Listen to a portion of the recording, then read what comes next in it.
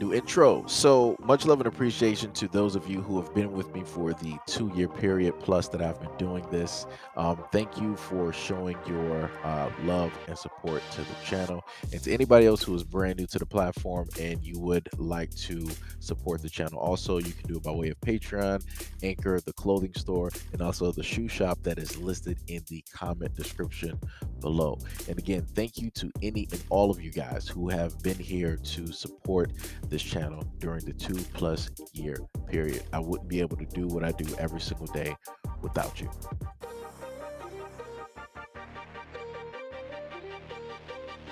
The Jefferson Parish Sheriff's Deputy with a long history of excessive force complaints is the officer seen in a viral video on September 20th, slamming 34-year-old Chantel Arnold's head repeatedly into the pavement with such force it ripped several braids out of her scalp.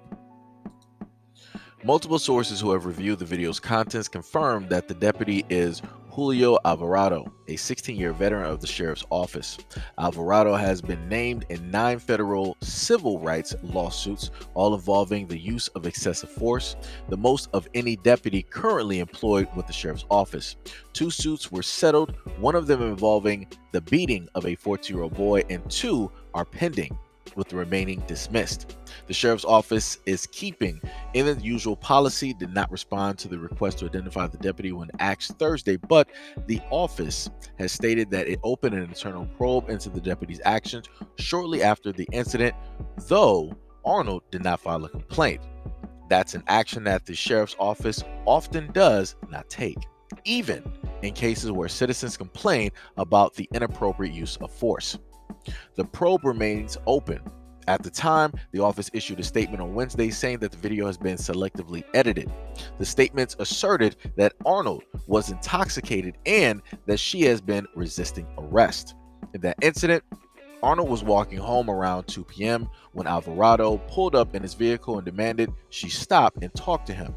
According to Arnold and to witnesses related to her, as well as their statements provided to the sheriff's investigators. She told him that she had just been assaulted by several boys from the neighborhood and wanted to go home, and she continued walking. Arnold is 4'8", about 100 pounds, and is missing her left eye from a car accident.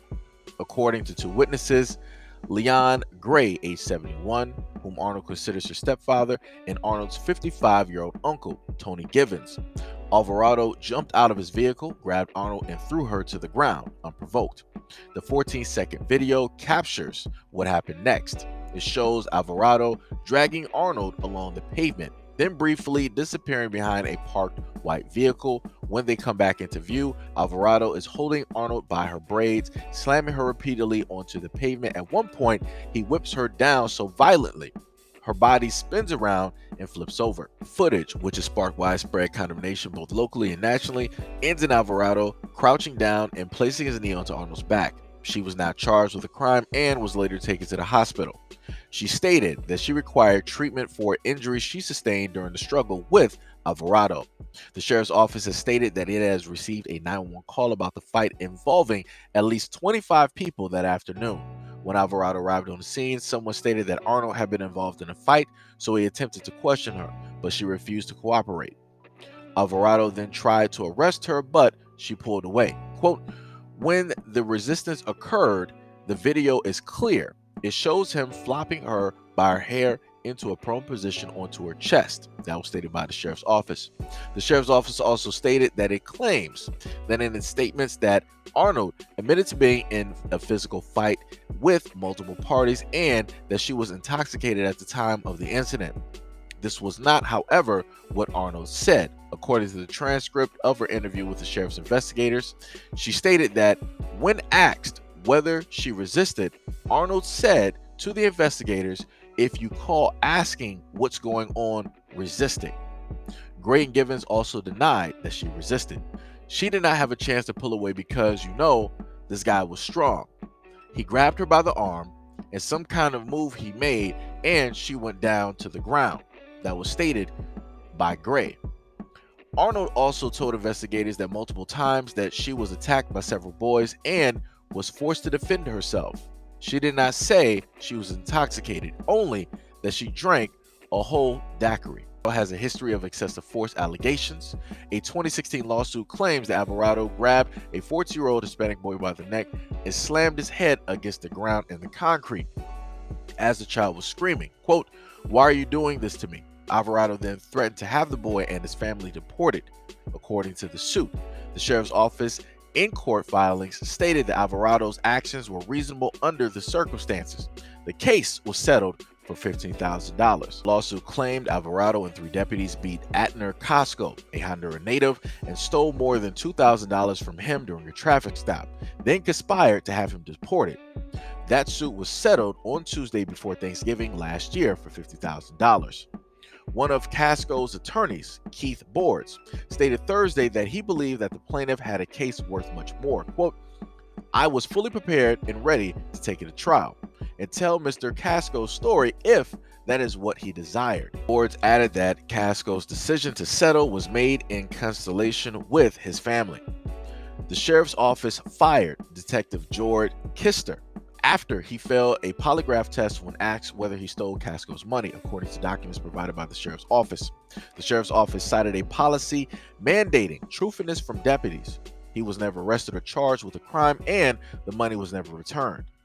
Casco's claimed Alvarado beat and choked him until he agreed to keep silent about being robbed. He also alleged that immigration agents then brought him to his daughter's school in handcuffs, paraded him in front of a campus, and told him the State Department of Children and Family Services will be given custody of the girl. At the time of the purported brutality, Alvarado's rank was sergeant, and he was detailed to Operations Stone Garden, a federal program that provides funding to local law enforcement agencies to cover expenses such as overtime or travel costs in exchange for cooperation in identifying people for deportation. Alvarado denied he used force against Casco, and other deputies present that day told investigators they did not see him hurt Casco. Alvarado is named in 2 pending lawsuits, including one filed by the family of Leo Brooks, who was shot to death by deputies in 2019. The sheriff's office claimed that Brooks was reaching for a gun during a drug raid, while Brooks's family says that he was handcuffed and lying face down on the bed when deputies shot him. Alvarado was part of the raid but not named as the shooter in the lawsuit, which lists 5 additional deputies as defendants. Alvarado is one of more than 20 sheriff's deputies accused in a 2017 lawsuit of beating Jermaine Naval during an arrest for the shooting death of 50-year-old Deputy David Michael Jr. Initially, after the video was taken by a witness showed deputies punching him repeatedly, the sheriff's office released an undated mugshot of Naval, saying only that it had come from his criminal record. Naval's mugshot was immediately after his arrest in Michael's killing surfaced in the excessive force lawsuit that he filed some 11 months later. That image showed Naval battered face, swollen, and covered in blood. The suit alleged he suffered nerve damage, disfigurement, and partial blindness in his right eye. The sheriff's office at the time said Naval was in possession of a gun and denied claims of excessive force. The lawsuit doesn't specify Alvarado's alleged role in the beating.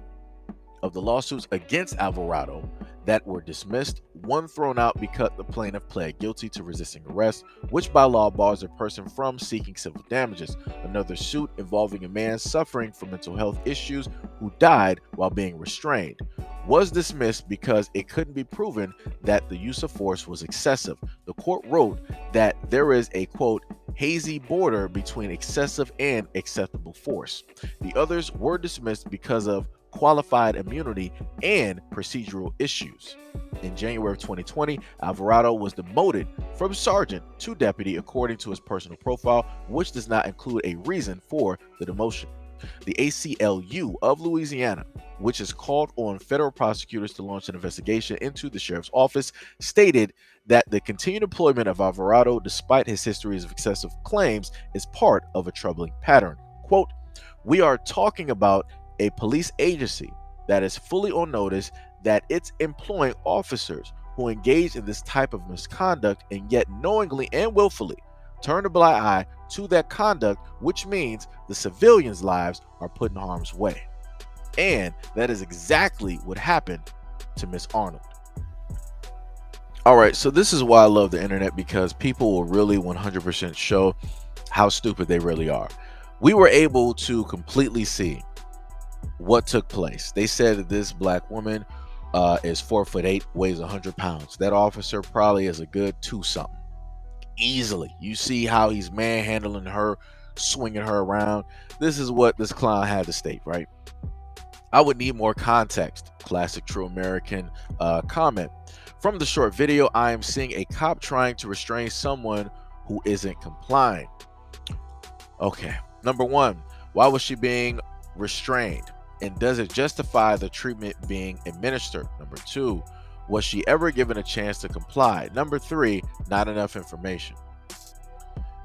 This is as true American as you can get. Whenever it just so happens, right, that it is somebody that's black and they're getting brutalized and mistreated by the police, this is what they like to say all the time in order to basically justify what it is that the police did, what it is that we are able to clearly see in the video.